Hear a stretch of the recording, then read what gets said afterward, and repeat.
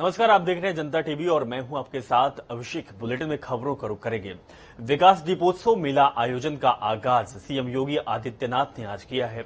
इस दौरान 76 मंजिला पर लेजर लाइट शो दिखाया गया। गोमती के घाट के जिसका नजारा देखते ही बना है, जो कि तस्वीर हम आपको दिखा रहे हैं। 10 मिनट की लेजर शो का लुत्फ लखनऊ के लोगों ने खूब लिया है। विकास दीपोत्सव अब एक सप्ताह तक पूरे यूपी में मनाया जाएगा। लखनऊ के लोगों को बॉलीवुड नाइट के साथ कॉमेडी का तड़का भी दिखेगा, जिसमें बादशाह, कैलाश खेर, राजू श्रीवास्तव, मालिनी अवस्थी समेत कई बॉलीवुड के शख्सियत शामिल होंगे। इसके साथ ही मेले में गोबर से बनी मूर्तियां और कई सामान भी ऑनलाइन बुकिंग भी लोग करा सकेंगे।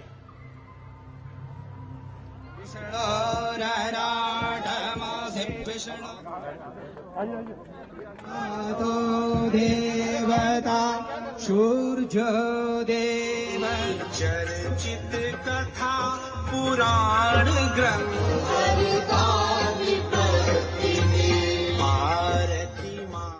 उत्तर प्रदेश में विधानसभा चुनाव होने हैं और भारतीय जनता पार्टी ये दावा कर रही है कि 2022 में भी 2017 की तरह चुनाव नतीजे दोहराएंगे।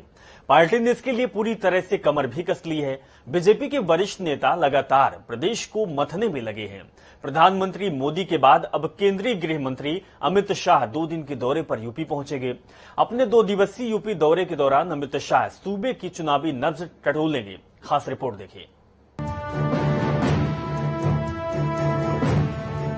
यूपी विधानसभा चुनाव की तैयारियों को लेकर अमित शाह 29 अक्टूबर को लखनऊ पहुंचेंगे। इस दौरान वो बीजेपी के मेगा सदस्यता अभियान की शुरुआत करेंगे और पार्टी के नेताओं के साथ आगे की रणनीति भी तैयार करेंगे। अमित शाह के इस दौरे को लेकर उन विधायकों के टिकट पर खतरा मंडरा रहा है जिनका या तो परफॉर्मेंस खराब है या हारने के चांस ज्यादा है। जानकारों के अनुसार 100 विधायकों का टिकट इस बार विधानसभा चुनाव में कट सकता है। शाह के इस दौरे पर सभी विधायकों की परफॉर्मेंस रिपोर्ट और सत्ता विरोधी वोटों को देखते हुए टिकट पर फैसला करेंगे। यही कारण है कि इस चुनाव में भी काफी विधायकों के टिकट कटने का अनुमान लगाया जा रहा है। बीजेपी के सूत्रों के अनुसार शाह इस दौरे के दौरान एक दिन के लिए लखनऊ में रुक भी सकते हैं। वहीं दूसरी ओर बीजेपी इस सदस्यता अभियान को भव्य बनाने की तैयारियां कर रही है। इस दौरान पार्टी ने राज्य में 1.5 करोड़ से अधिक नए सदस्य बनाने का लक्ष्य रखा गया है। अभी के समय में बीजेपी के राज्य में लगभग 2.5 करोड़ कार्यकर्ता है। सूत्रों का कहना है कि पार्टी सदस्यता अभियान के लिए हर विधानसभा में जगह जगह विशेष शिविर लगाएंगी। पार्टी सूत्रों के अनुसार बीजेपी केंद्र और राज्य की योजनाओं के लाभार्थियों के पास पहुंचने की कोशिश करेगी और उन्हें पार्टी में शामिल होने के लिए मनाएगी। इस सदस्यता अभियान के जरिए बीजेपी एक बार फिर से अपने विरोधियों से आगे निकलने की कोशिश में लगी हुई है। पार्टी ने इस बार पिछली बार की 312 सीटों से ज्यादा सीटें लाने का लक्ष्य रखा है। पिछली बार बीजेपी को लगभग 39% वोट मिला था। यूपी सीएम योगी आदित्यनाथ का दावा है कि इस बार बीजेपी 350 सीटें जीतने की स्थिति में है। ऐसे में बीजेपी का ये सदस्यता अभियान उसके आने वाले चुनाव के निर्धारित लक्ष्य के लिए फायदेमंद साबित होगा। बता दें कि यूपी में अगले साल विधानसभा चुनाव होने हैं। बीजेपी ने फिर से एक बार सीएम योगी के चेहरे को आगे रखकर चुनाव के मैदान में उतरने का फैसला किया। तो वहीं इस बार कांग्रेस ने प्रियंका गांधी को यूपी की कमान सौंप दी है। वहीं सपा की तरफ से अखिलेश यादव तो बसपा की कमान मायावती के हाथ में ही है। अब देखना ये होगा कि किस पार्टी की सियासी नैया पार लगती है। ब्यूरो रिपोर्ट, जनता टीवी।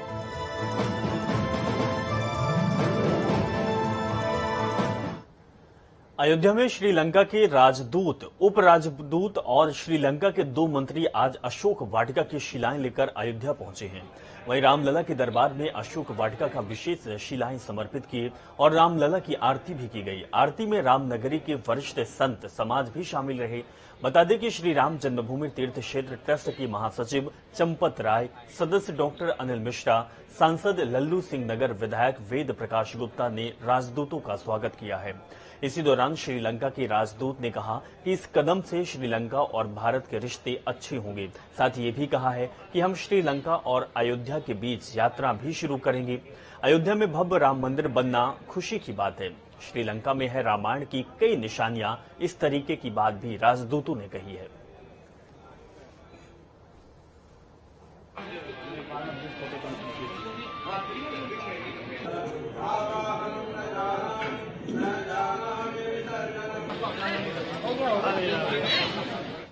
मुरादाबाद में राष्ट्रीय लोक दल के अध्यक्ष जयंत चौधरी ने आज एक जनसभा में बीजेपी पर जमकर वार किया है। सीएम योगी पर हमला बोलते हुए सीएम योगी आदित्यनाथ का नया नामकरण भी कर दिया है और उन्हें बैचने बाबा कहकर संबोधित किया है। आपको बता दें कि इतना ही नहीं, जयंत चौधरी ने सीएम को आउट ऑफ कंट्रोल बाबा कहकर कहा है कि सीएम योगी पर हमेशा गुस्सा सवार रहता है, रोज मुगलों और औरंगजेब से लड़ने की बात करते हैं।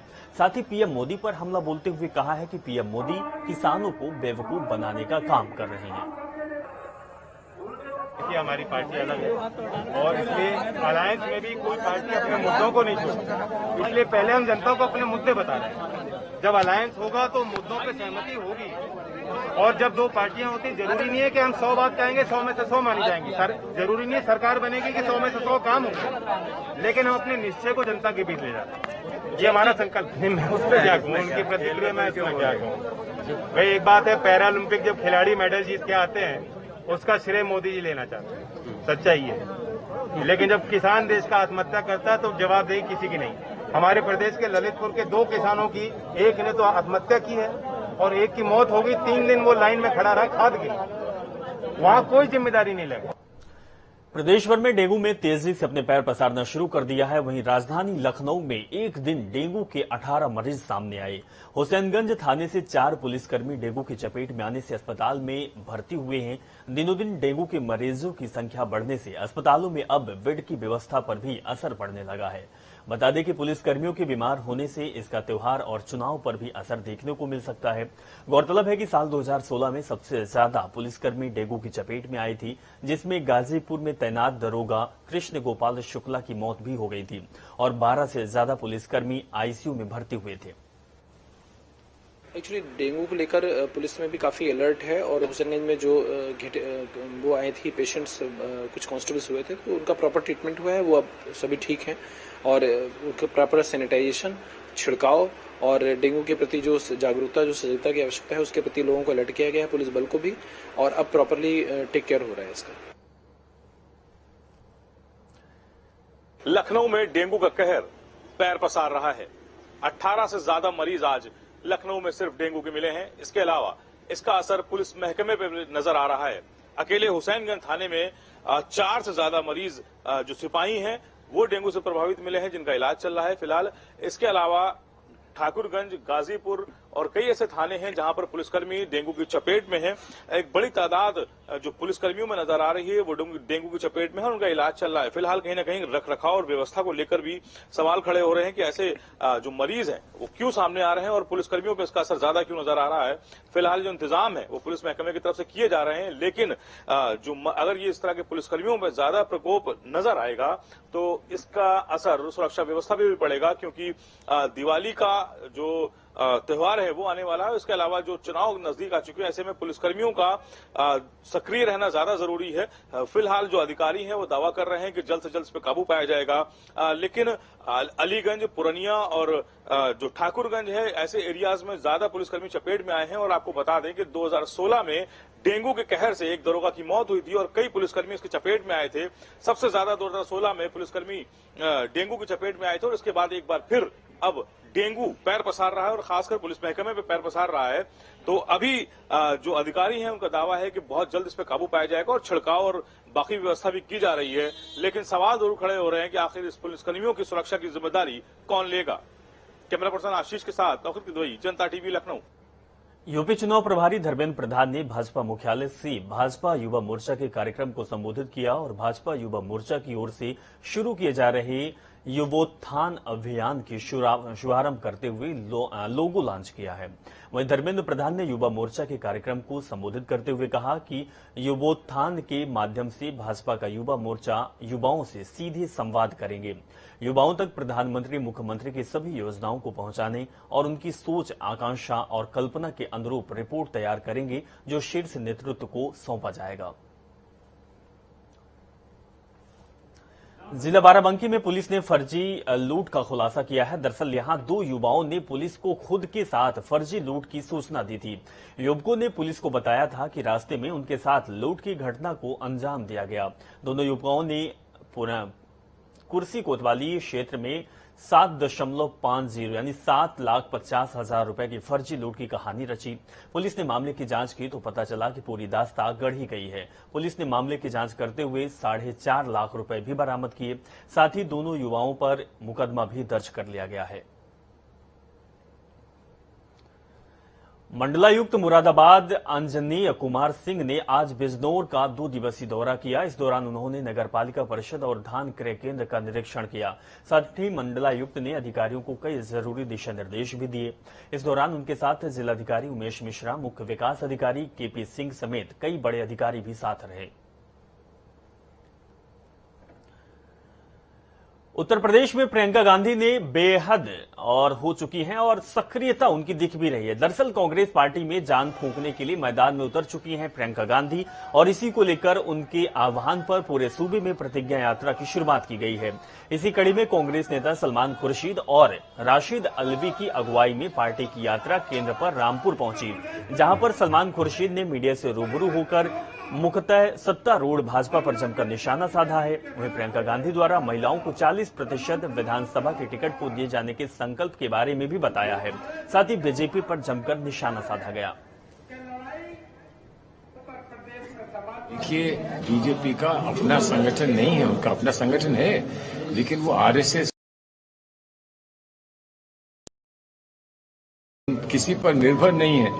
हमारे नेताओं ने ये कहा है कि हमारा संगठन, हमारी आवाज, हमारी शक्ति और हमारा बल जो है वो सब आम जनता से आता है और आम जनता के साथ ही हम जुड़े रहेंगे, जुड़े हुए हैं।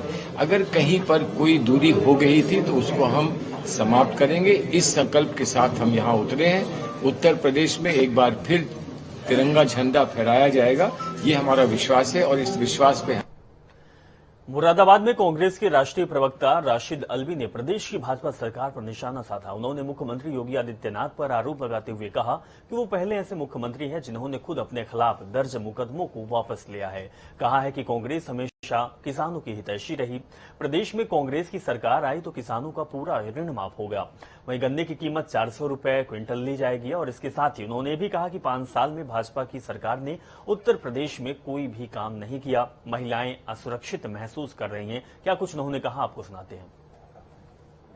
जैसे ही मौका मिलेगा, हमारे पास लोकसभा में अक्सरियत होगी, हम उसको पास करेंगे। तो महिलाओं के साथ कांग्रेस का कमिटमेंट पहले से है, आज कोई नया नहीं। मेरे ख्याल से बहुत काफी हो गया जी। आपके सपोर्टर है जम्मू कश्मीर में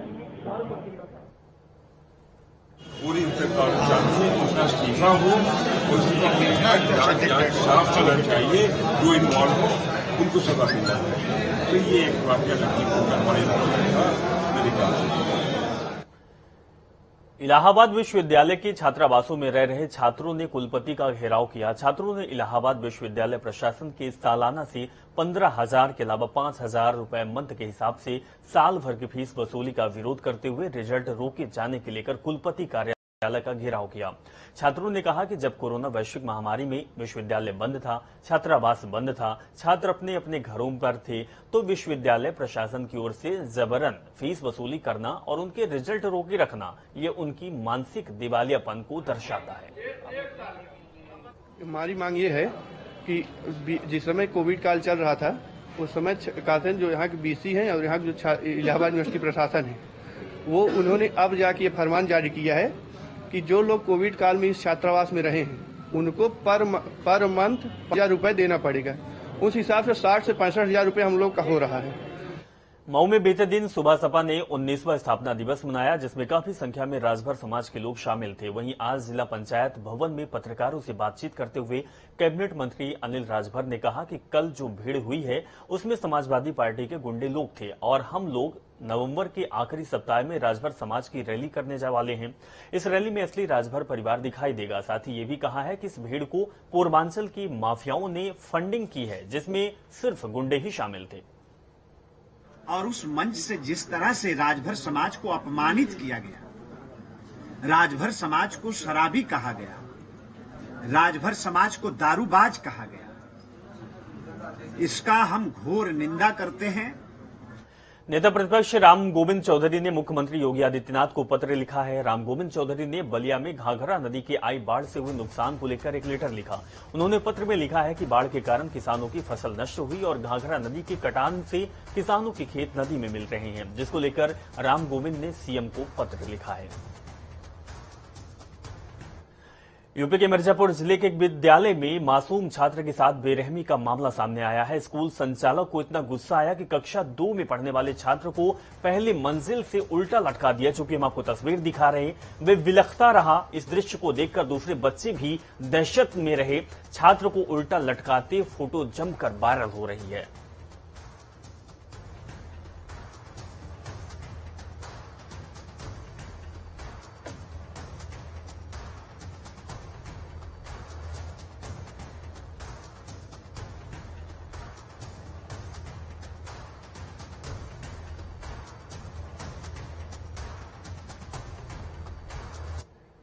मुख्यमंत्री पुष्कर सिंह धामी की अध्यक्षता में सचिवालय में कैबिनेट बैठक खत्म हुई और बैठक में 25 बिंदु पर चर्चा की गई।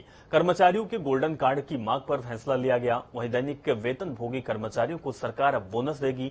आशा कार्यकर्तियों को 50 रुपए भ्रमण राशि को बढ़ाई गई। वहीं उत्तराखंड में सरकारी कर्मचारियों को दीपावली के बोनस दिए जाने पर भी कैबिनेट ने मुहर लगा दी है।